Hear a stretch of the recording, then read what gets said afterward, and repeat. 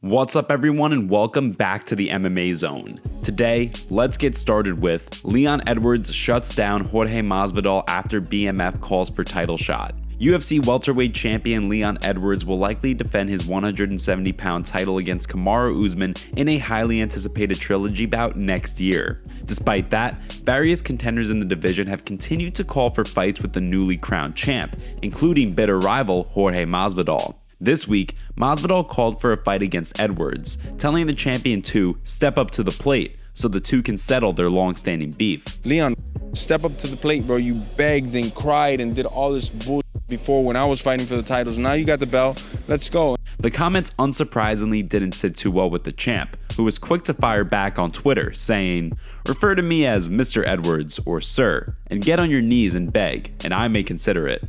The two have been engaged in a rivalry ever since both men competed on the same card several years ago.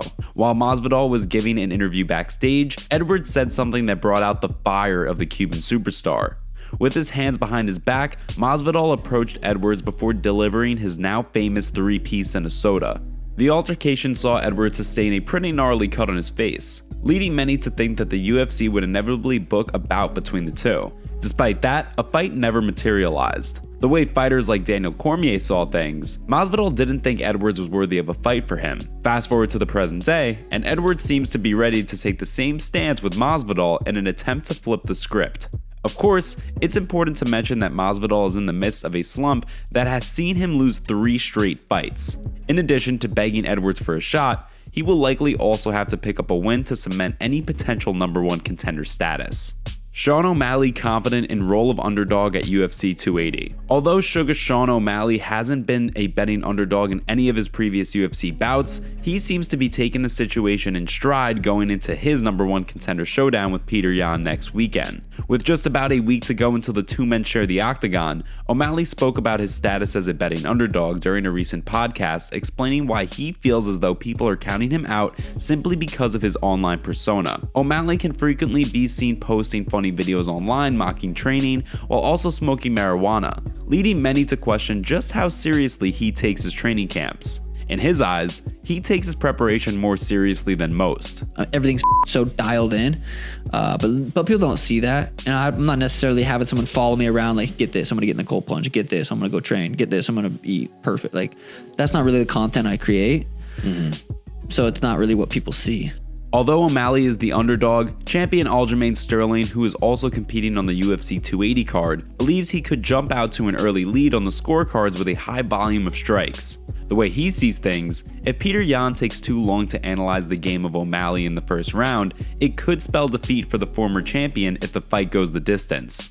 With just about a week to go, the MMA community is divided on whether they think O'Malley is able to get the job done against Yan in Abu Dhabi. With title implications on the line on October 22nd, O'Malley will have to be at his best if he wants to defeat Yan and secure a fight with the winner of the co-main event's 135-pound title fight.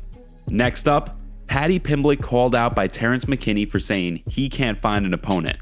Ever since Paddy Pimblett made his UFC debut, he has been one of the most talked about prospects on the entire roster. The former Cage Warriors champion made his debut last year, where he picked up a first-round win to cement his place on the biggest stage in combat sports. After the win, Pimblett continued his momentum by picking up a first-round submission win in England to kick off 2022.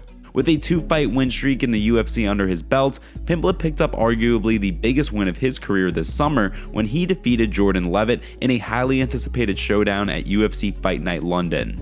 Although many figured that he would take the rest of the year off, Pimblett recently revealed that he wanted to return to the octagon before the end of the year in an effort to continue to build momentum towards an eventual title shot. Despite his desire to fight before the end of the year, Pimblett is now claiming that he can't find an opponent, something that his fellow lightweights have taken offense to. Specifically, Terrance McKinney took offense to the claims that Pimblett couldn't get a fight. The streaking contender has continued to call for a fight against the baddie for quite some time now, feeling as though the two were inevitably on a collision course. So far, Pimblett has yet to respond to McKinney's claims, and with less than 2 months to go until UFC 282, fans are anxiously awaiting news in hopes that the baddie is able to secure a fight before it's too late. With all signs pointing towards McKinney and Pimblett not fighting at the event, we want to hear from you. Who do you want to see the baddie fight at UFC 282? Or do you think he's going to wind up sitting out the rest of the year? Give us your thoughts in the comment section down below, and before we continue, make sure you give that like button some love and be sure to subscribe to the MMA Zone for all of the latest news. Henry Cejudo thinks Alexander Volkanovski made a mistake being backup fighter for UFC 280. When it was announced that UFC featherweight kingpin Alexander Volkanovski had agreed to be the backup fighter for the UFC 280 main event, much of the MMA community was thrilled. Although the scheduled bout between Charles Oliveira and Islam Makhachev is the fight people want to see, having Volkanovski as a backup fighter calmed the worries of fans who were concerned that Oliveira may not make it to the fight. The news didn't sit too well with Beneil Dariush, however, who had already agreed to be the backup fighter for the bout. Initially, Dariush questioned whether or not Volkanovski was truly the backup, or if he was just playing games and naming himself the backup in hopes of stepping in on short notice. As Volkanovski was quick to inform the shrieking contender, his deal with the UFC to be the backup fighter was no joke. According to the champ, he and his cornermen were all being flown to Abu Dhabi and paid for their services, regardless of whether or not they were needed at UFC 280. The way former champ Henry Cejudo sees things, Volkanovski made a terrible mistake agreeing to be the backup for the fight. In a recent YouTube video, Triple C spoke about Volkanovski's situation, saying, "A lot of you guys are gonna think I'm being a hater, but I'm gonna tell you why this is a mistake for Alexander Volkanovski. Alexander Volkanovski, number one, you're gonna get that second title shot. If the UFC confirmed to you that you're the next person in line to fight for the lightweight title, why don't you just wait?"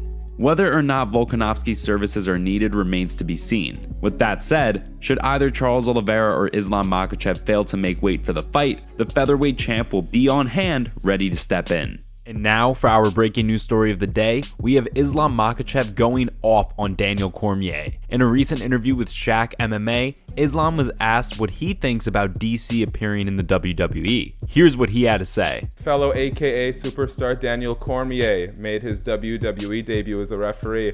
A lot of people had a lot to say about his outfit. I just want to know what you think about Daniel Cormier. Look at this fat guy. He cannot complete anymore. He is a referee right now. He's a smart guy, you know. He don't have to be good shape to come back. Just want to be referee. Do some easy stuff, you know. He don't wanna like no more cut. He want to eat all day, burgers, chips. What do you guys think about this situation? Let us know down in the comment section below. Last up, Jorge Masvidal fires scathing shot at Nate Diaz. Jorge Masvidal and Nate Diaz managed to keep things pretty civil during the buildup of their BMF title fight, all things considered. However, Masvidal's latest comments likely won't sit too well with Diaz. On the heels of Nate Diaz's submission win over Tony Ferguson that saw the Ultimate Fighter winner complete his UFC contract, he revealed that he was going to compete in other combat sports before eventually returning to the UFC. With many speculating that Diaz would go on and participate in a boxing match, likely against Jake Paul, talks quickly shifted to Diaz's chances inside the ring. The way Jorge Masvidal sees things, Diaz doesn't belong in the big leagues anymore. During a recent interview, he spoke about the state of Diaz's career, explaining why he feels Diaz has taken far too much damage over the course of his storied career. That's good for him to leave, bro, the big leagues before he gets like serious brain damage. I think the guy's like borderline vegetable, you know? His interviews, his spunkness, his wittiness and sharpness has gone to like you have to wait for him. The pause has gotten longer. You used to ask him a question, be like a 2-second pause. It's like a 30-second pause now. Of course, Diaz could be taking a very different path during his post-UFC run. Recently, images surfaced of Diaz meeting with the king and queen of the WWE, Triple H and Stephanie McMahon. Immediately, the image began to spark rumors of a potential Nate Diaz WWE appearance, especially considering the fact that WrestleMania is slated to take place in California. So far, there has been no word yet from Diaz in regards to the comments from Masvidal. However, given the outspoken nature of the Stockton superstar, expect a response in the near future. Thanks so much for joining us today. What do you make of what's going on in the fight world? Make sure to like this video and subscribe to the channel to stay up to date on all of the latest news from the MMA Zone. See you next time.